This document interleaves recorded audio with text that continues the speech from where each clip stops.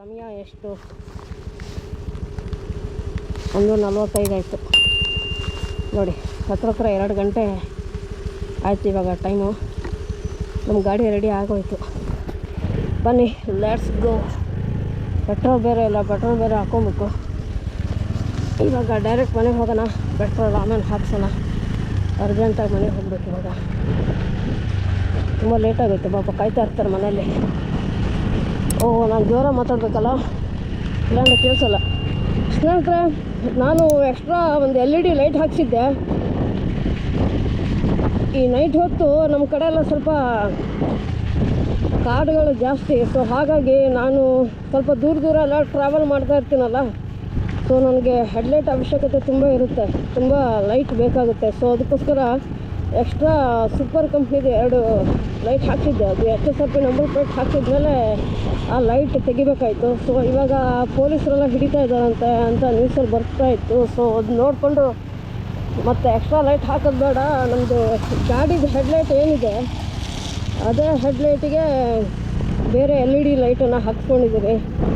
ಆ ಹೆಡ್ಲೈಟಿಗೆ ನನಗೆ ಆಯಿತು ಖರ್ಚು 900 ರೂಪಾಯಿ. 950 ಅಂತ ಹೇಳಿದ್ರು. 900 ರೂಪಾಯಿಗೆ ಡೀಲ್ ಮಾಡಿ ಎತ್ತಾಕೊಂಬಂದು ನನ್ನ ಗಾಡಿ ಫಿಕ್ಸ್ ಮಾಡ್ಕೊಂಡಿದ್ದೀನಿ. ಇವಾಗಂತೂ ನೆಕ್ಸ್ಟ್ ಲೆವೆಲ್ ಫೋಕಸ್ ಅಂತೂ ನೆಕ್ಸ್ಟ್ ಲೆವೆಲ್ ಇದೆ. ಈಗ ಮನಸ್ಸಿಗೆ ಸ್ವಲ್ಪ ಹಗುರಾಯಿತು. ನನಗೆ ಗಾಡಿ ಸರ್ವಿಸ್ ಮಾಡಿದ ಖರ್ಚು ನನಗಾಗಿದ್ದು 1218 ರೂಪಾಯಿ ಬಿಲ್ ಮಾಡಿದ್ದಾರೆ. ಯಾಕೆ ಬಾಕಿ ಕಡೆ ಹೋಗಿದರೆ ನೀವು 1800 ರೂಪಾಯಿ ಆಗ್ತಾಯಿತ್ತು ಬಿಲ್ಲು. ನನಗೆ ತುಂಬ ಕಡಿಮೆ ವೆಚ್ಚದಲ್ಲಿ ನನ್ನ ಗಾಡಿ ಸರ್ವಿಸ್ ಮಾಡ್ಕೊಂಡಿದ್ದಾಯಿತು. ತುಂಬ ಚೆನ್ನಾಗಿ ಸರ್ವಿಸ್ ಮಾಡಿಕೊಟ್ರು. ನಾನು ಕುತ್ಕೊಂಡು ಗಾಡಿ ಸರ್ವಿಸ್ ಮುಗಿಸ್ಕೊಂಡೆ ಮತ್ತು ಗಾಡಿ ತೊಗೊಂಬರ್ತಾಯಿದ್ದೀನಿ. ನಾನು ಯಾವಾಗಲೂ ಹಾಗೆ ಸ್ನೇಹಿತರೆ, ನನಗೆ ಗಾಡಿ ಸರ್ವಿಸಿಗೆ ಕೊಟ್ಟರೆ ಗಾಡಿ ಸರ್ವಿಸ್ ಮುಗಿಸ್ಕೊಂಡೆ ಗಾಡಿ ತೊಗೊಂಬರ್ತೀನಿ. ಗಾಡಿ ಬಿಟ್ಬಿಟ್ಟು ಬರೋಕ್ಕೆ ನಂಗೆ ಮನಸ್ಸಾಗಲ್ಲ. ಸೊ ಹಾಗಾಗಿ ಬನ್ನಿ let's go. Engine oil change ಆಯಿತು, ಮತ್ತು ಬೆಲ್ಟ್ ಒಂದು ಚೇಂಜ್ ಮಾಡಿದ್ರು. ಸಣ್ಣ ಪುಟ್ಟ ಎಲ್ಲ ಚೇಂಜ್ ಮಾಡಿದ್ದಾರೆ. ನೋಡಬೇಕು ಇವಾಗ ಗಾಡಿ ಪರ್ಫಾರ್ಮೆನ್ಸ್ ಹೆಂಗಿರುತ್ತೆ ಅಂತ. ಇವಾಗ ಸ್ವಲ್ಪ ಮಳೆ ಕಡಿಮೆ ಇದೆ ಸ್ನೇಹಿತರೆ, ಲೈಟಾಗಿ ಮಳೆ ಬರ್ತಾ ಇದೆ. ನಮ್ಮ ಅಮ್ಮನೂ ಕೆಲಸ ಹೇಳಿದರು. ಕೆಲಸ ಇವಾಗ ಹೋಗೋಕ್ಕಾಗಲ್ಲ, ನಾನು TSSಗೆ ಲೇಟ್ ಆಗಿಬಿಟ್ಟಿದೆ. ಆಲ್ರೆಡಿ 2 ಗಂಟೆ ಆಗಿಬಿಟ್ಟಿದೆ. ಸೊ ಹಾಗಾಗಿ ಡೈರೆಕ್ಟ್ ಮನೆಗೆ ಹೋಗ್ತಾಯಿದ್ದೀನಿ. ಬನ್ನಿ.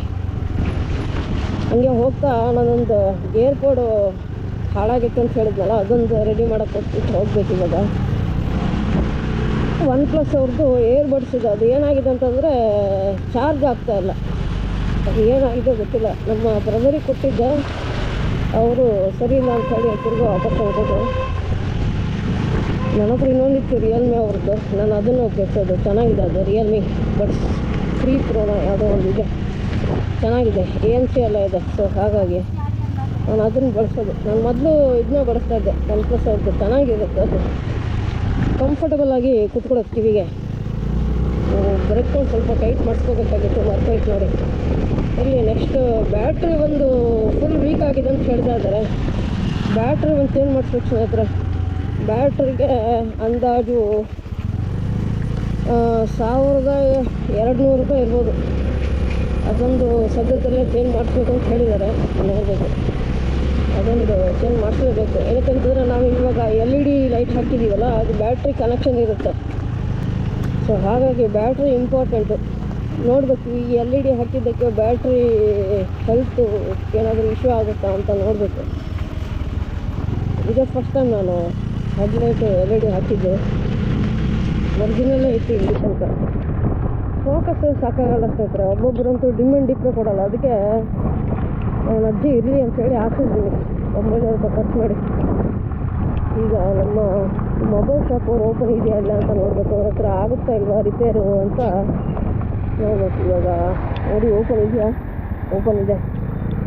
ಅವ್ರ ಹತ್ರ ಕೊಟ್ಬಿಟ್ಟು ರೆಡಿ ಮಾಡ್ತೀನಿ. ಇಷ್ಟ ಆಗುತ್ತೆ ನೋಡೋಣ, ಏನು ನೋಡೋಣ. ಕೈಯೆಲ್ಲ ಒದ್ದಾಗ್ಬಿಟ್ಟಿದೆ ಸ್ನೇಹಿತರೆ. ನೋಡಿ ಸ್ಪಾರ್ಕ್ಲಿ ಆಗ್ತಾ ಇದೆ. ಈಗ ಇಲ್ಲ ಹೋಗ್ಬಿಡೋಣ. ಮಾಡ್ತಾರೆ ಎಲ್ಲ ಗೊತ್ತಿಲ್ಲ, ನೋಡ್ಬೇಕು ಇವಾಗ. ನಮ್ಮವರೇ ಅವರು. ಇದನ್ನೊಂದು ತೋರಿಸ್ಕೊಂಬರೋಣ, ಏನಂತೀರ ನೋಡಿ. ಇದೆ OnePlus ಬಡ್ಸ್.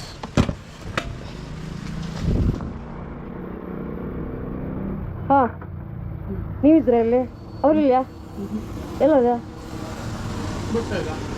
ಇದೊಂದು ಚಾರ್ಜ್ ಆಗ್ತಾ ಇಲ್ಲ, ಅದಕ್ಕೆ ನೋಡೋಕ್ಕಾಗಿತ್ತು. ಅವ್ರು ಬರೋವಾ? ಬಾಕಿದೆಲ್ಲ ಸರಿ ಇದ್ದು ಚಾರ್ಜ್ ಆಗ್ತಾಯಿಲ್ಲ. ಅದು ಬಡಿಸಿದ್ದಿಲ್ಲ ಒಳಗಡೆ, ಅದು ಚಾರ್ಜ್ ಆಗ್ತಾಯಿಲ್ಲ.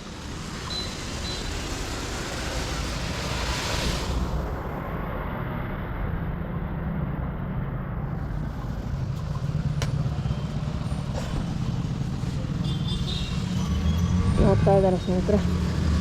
ನಾನು ಆಮೇಲೆ ಸಿಗ್ತೀನಿ, ಓಕೆನಾ ಸ್ನೇಹಿತರೆ? ಅವ್ರು ನೋಡ್ತೀನಿ ಅಂತ ಹೇಳಿದ್ರು. ಅವ್ರು ಇನ್ನೊಬ್ರು ಇದ್ದಾರೆ ರಿಪೇರಿ ಮಾಡೋರು, ಮತ್ತೆ ಅವ್ರು ಎಲ್ಲ ಹೋಗಿದ್ದಾರಂತೆ. ಸೊ ನಾನು ತಿರ್ಗಾ ಮತ್ತೆ ಇದಕ್ಕೆ ವೇಟ್ ಮಾಡಿದ್ರೆ ಇನ್ನೂ ಲೇಟ್ ಆಗಿಬಿಡುತ್ತೆ. ಪಾಪ ಮನೇಲಿ ವೇಟ್ ಮಾಡ್ತಾ ಇರ್ತಾರೆ ಊಟಕ್ಕೆ. ಸೊ ಬನ್ನಿ, ಲೆಟ್ಸ್ ಗೋ, ಹೋಗೋಣ. ಲೈಟಾಗಿ ಮಳೆ ಬರ್ತಾ ಇದೆ ಸ್ನೇಹಿತರೆ. ಗಾಡಿ ರೆಡಿ ಆಯ್ತಲ್ಲ, ಸೊ ಖುಷಿ ಆಗ್ತಾ ಇದೆ. ಸ್ವಲ್ಪ ಸ್ಮೂತ್ ಆಗಿದೆ ಗಾಡಿ, ನೋಡಬೇಕು. ಗಾಡಿ ಸ್ವಲ್ಪ ವಾರ್ಮಪ್ ಆದರೆ ಗೊತ್ತಾಗುತ್ತೆ ಏನೇನಾಗಿದೆ ಅಂತ. ಸಣ್ಣ ಪುಟ್ಟ ವೈಬ್ರೇಷನ್ಗಳೆಲ್ಲ ಇತ್ತು, ಹೇಳಿದ್ದೆ.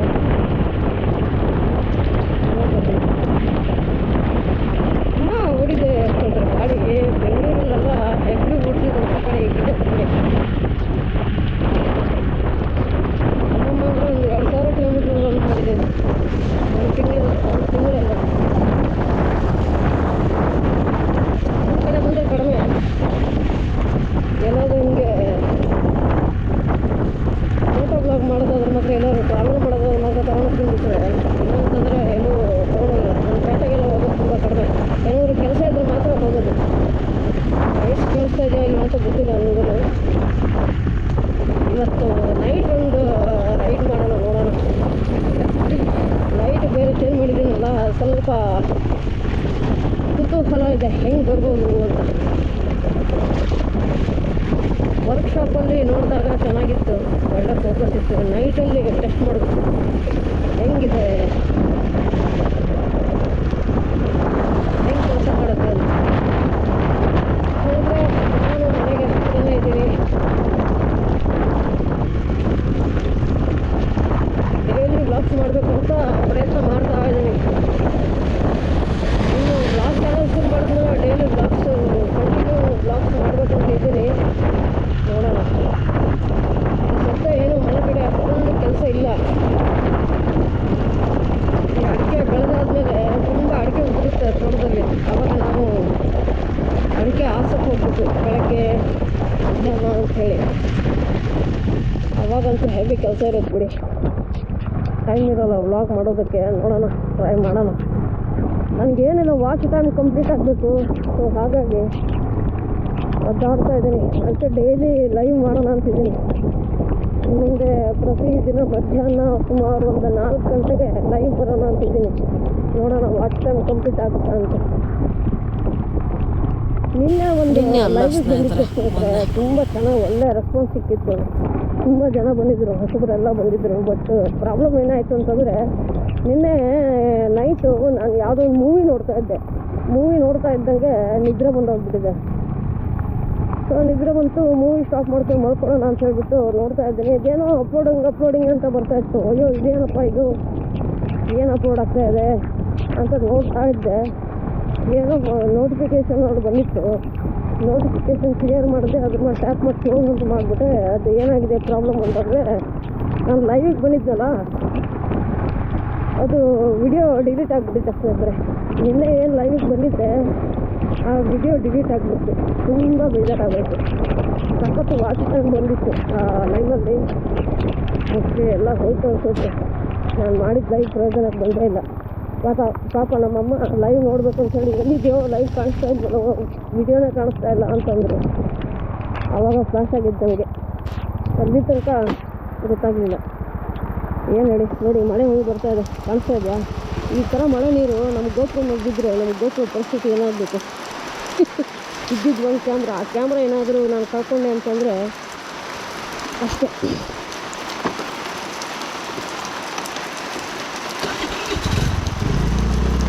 ಒಂದು ಸ್ಯಾಂಪಲಿಗೆ ತೋರಿಸ್ತೀನಿ ನೋಡಿ ಫೋಕಸ್ ಹೆಂಗೆ ಬರುತ್ತೆ ಅಂತ. ಹಂಗೆ ಕಾಣಿಸ್ತಾ ಇದೆಯಾ ನೋಡಿ ಫೋಕಸ್ ಹೆಂಗಿದೆ, ಸಖತ್ತಾಗಿದೆ.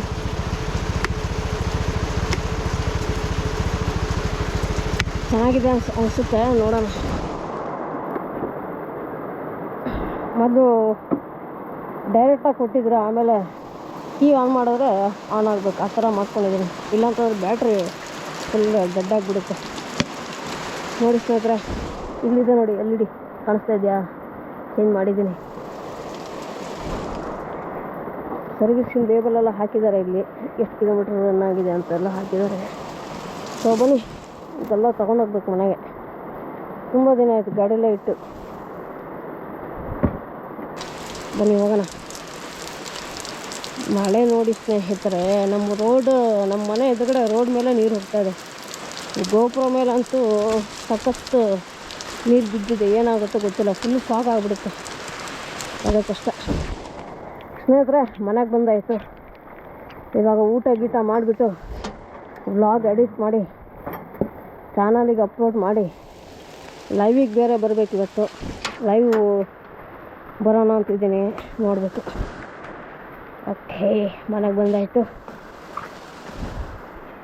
ಇದು ಇಟ್ಕೊಬಿಡೋಣ ಒಂದು ಕಡೆ, ರೇನ್ ಕೋಟ್ ಬಿಚ್ಚಬೇಕಲ್ಲ ಸ್ನೇಹಿತರೆ. ಓಕೆ, ಅಬ್ಬಾ ಸ್ನೇಹಿತರೆ, ಮನೆಗೆ ಬಂದಾಯಿತು. ಸರಿ, ಇವತ್ತಿನ ನಮ್ಮ ವ್ಲಾಗ್ನ ಎಂಡ್ ಮಾಡ್ತಾಯಿದ್ದೀನಿ. ನಾವು ಸಿಗೋಣ ಮುಂದಿನ ವ್ಲಾಗ್ನಲ್ಲಿ. ಅಲ್ಲಿ ತನಕ ಟೇಕ್ ಕೇರ್, ನಗ್ತಾ ನಗಿಸ್ತಾ ಇರಿ ಮತ್ತು ಆರೋಗ್ಯದಿಂದ ಅಂತ ಸಿಗೋಣ ಮುಂದಿನದಲ್ಲಿ.